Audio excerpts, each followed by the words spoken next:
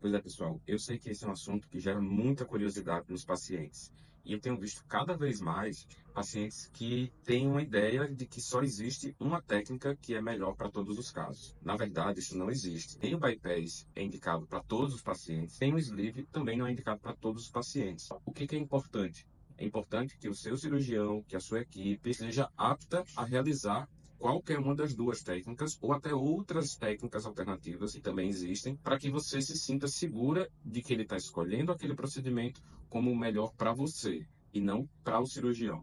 O ideal é que o cirurgião não tenha preferência pessoal por nenhuma técnica. Dessa forma, ele vai ter uma liberdade de escolher qual é a melhor opção para aquele paciente individualmente. Existem pacientes que vão ter um resultado mais adequado com o bypass, pacientes que têm diabetes, pacientes que têm IMC maior, pacientes que já sofrem com refluxo associado à obesidade.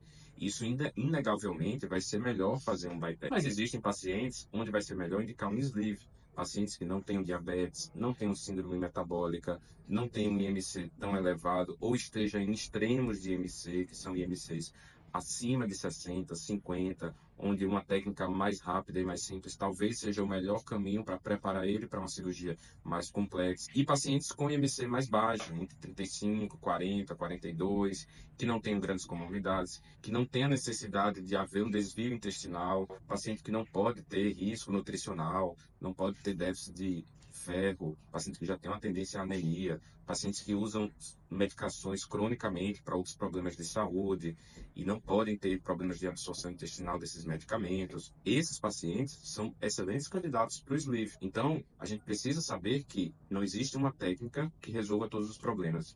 As duas técnicas são excelentes. Todos os estudos com maior quantidade de paciente têm demonstrado que no longo prazo o resultado de perda de peso é muito similar entre as duas técnicas. A gente sabe que o bypass acaba tendo uma perda de peso mais rápida no primeiro ano, mas o sleeve ao longo do tempo acaba alcançando essa perda de peso do bypass e no longo prazo, em torno de 2 anos, os estudos mostram que os resultados são muito semelhantes. Então, essa discussão ela é válida, porém é preciso também desmistificar mitos e que eu vejo que tem pacientes que chegam no nosso consultório já desejando uma técnica ou outra porque ouviu falar em grupos de WhatsApp, de amigos ou de familiares ou de informações na internet de que técnica X é a melhor de todas e se não for aquela não vale a pena se operar. Tá? É preciso que a gente tenha muita responsabilidade na hora de indicar a cirurgia. É por isso que os congressos existem, os consensos, as discussões científicas entre os cirurgiões bariátricos são constantes.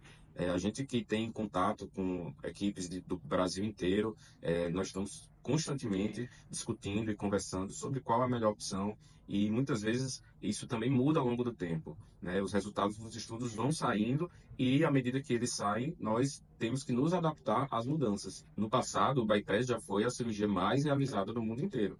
Atualmente, o sleeve suplantou esse primeiro lugar. Então, é preciso que tenhamos cautela e responsabilidade na indicação da cirurgia bariátrica. Quem sabe daqui a alguns anos a cirurgia mais realizada no mundo mude novamente do sleeve para uma outra técnica. Existem técnicas emergentes que estão surgindo, como a bipartição de trânsito intestinal, o SAVS, enfim várias outras técnicas que estão emergindo e podem dar um resultado superior aos que temos atualmente. Então, o resumo final do meu recado é: não existe técnica perfeita.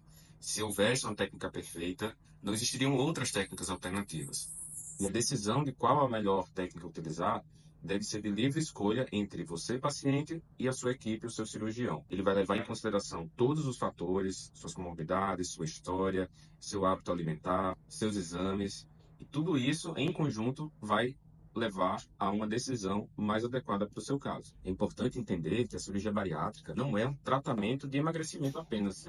Já tivemos técnicas cirúrgicas que foram abandonadas no passado e que tinham um resultado de perda de peso muito superior ao que utilizamos atualmente.